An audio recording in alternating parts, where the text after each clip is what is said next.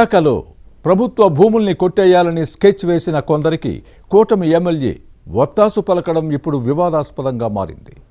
GVMC భూమిని private వ్యక్తులకు అప్పనంగా అప్పగించాలని మున్సిపల్ మంత్రి నారాయణకు ఆ శాసనసభ్యుడు రాసిన లేఖపై సొంత పార్టీలోనే రగడ జరుగుతోంది. కూటమిలోని ఇతర పార్టీల నేతలు తప్పుపడుతున్నారు. ప్రతిపక్షాలకు ఇది అస్త్రంగా మారే అవకాశం ఉందనే ఆందోళన వ్యక్తమవుతోంది. జీవీఎంసీ ఆస్తుల్ని ప్రైవేటు వ్యక్తులకు ధారాదత్తం చేయాలని కూటమి ఎమ్మెల్యే మంత్రికి లేఖ రాయడం వెనుక ఉన్న ఆంతర్యమేంటి? గతంలో అలాంటి అంశాలను వేలెత్తి చూపిన కూటమి నేతలు ఇప్పుడు అదే పని చేయాలని ప్రయత్నించడాన్ని ఎలా చూడాలి? ఇంతకీ ఎవరా శాసనసభ్యుడు, ఏ పార్టీ? ఈ అంశంపై జరుగుతోన్న రగడేంటి?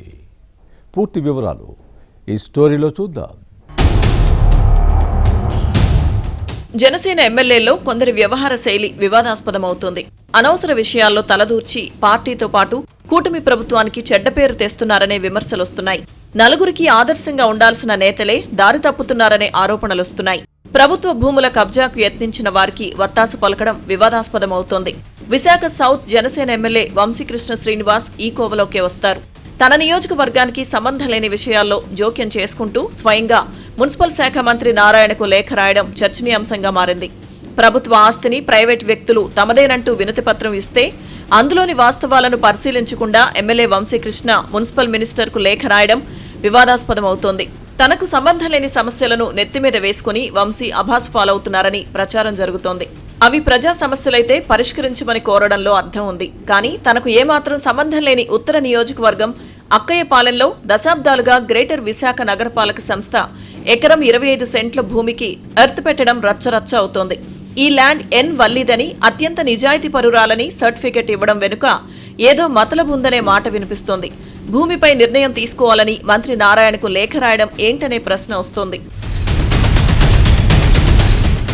మరోవైపు విశాఖ తూర్పు నియోజకవర్గంలోని ఈస్ట్ పాయింట్ కాలనీలో 3660 చదరపు గజాల స్థలంలో లెండివనం, బాబా చావిడి పార్కులున్నాయి. ఈ స్థలం విజయలక్ష్మి బెస్తుదని జనసేన ఎమ్మెల్యే వంశీకృష్ణ వకాల్తా పుచ్చుకోవడం విమర్శలకు తావిస్తోంది. వారికి న్యాయం చేయాలని వంశీకృష్ణ మున్సిపల్ మంత్రి నారాయణకు లేఖ రాశారు. ఒకవేళ ఆ భూములు తిరిగి ఇవ్వలేకపోతే అందుకు తగిన పరిహారాన్ని బాధితులకు చెల్లించాలని కోరడాన్ని పరిశీలిస్తే ఈ శాసనసభ్యుడి వ్యవహారంలో ఏదో తేడా కనిపిస్తోందనే మాట వినిపిస్తోంది.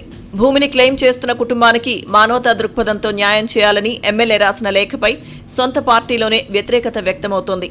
జనసేనలోని ఎమ్మెల్యే వ్యతిరేక వర్గ నేత మాజీ కార్పొరేటర్ మూర్తి యాదవ్ మీడియాకు లేఖలు విడుదల చేయడంతో విశాఖ రాజకీయం ఒక్కసారిగా వేడెక్కింది. వంశీకృష్ణ శ్రీనివాస్, మూర్తి యాదవ్ మధ్య కొంతకాలంగా కోల్డ్ వార్ నడుస్తోంది.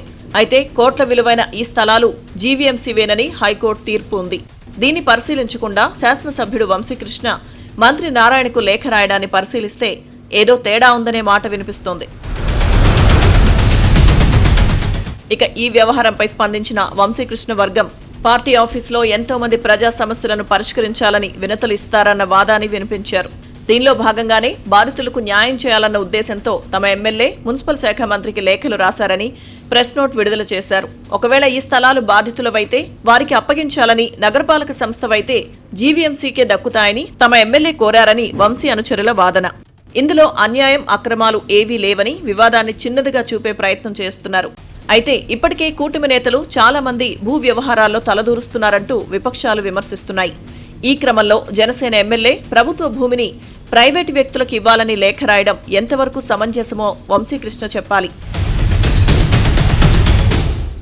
ఇక వైసీపీ అధికారంలో ఉన్నప్పుడు జనసేనాని పవన్ కళ్యాణ్ ఇలాంటి భూ వ్యవహారాలపై ప్రశ్నించిన సందర్భాలున్నాయి. రేపు ఇదే అంశాలు విపక్షాలు అస్త్రాలుగా వాడుకునే అవకాశం ఉంది. పైగా జీవీఎంసీ ఎన్నికల్లో ఇదో సమస్యగా మారే అవకాశం లేకపోలేదు. వాస్తవాలు తెలుసుకోకుండా లేఖ రాసి జనసేనతో పాటు కూటమి ప్రభుత్వ పరువు తీశారనే విమర్శలున్నాయి. కూటమి పార్టీల నేతలే దీనిని వేలెత్తి చూపుతున్నారు. కానీ దీని వెనుక ఏ దురుద్దేశం కానీ, ఎటువంటి లబ్ధి కానీ లేదన్నది ఎమ్మెల్యే వంశీకృష్ణ వర్గం వివరణ. అయితే ఏ ప్రయోజనం లేకుండా లేఖ ఎందుకు రాస్తారన్నది శాసనసభ్యుడి వ్యతిరేకుల మాట.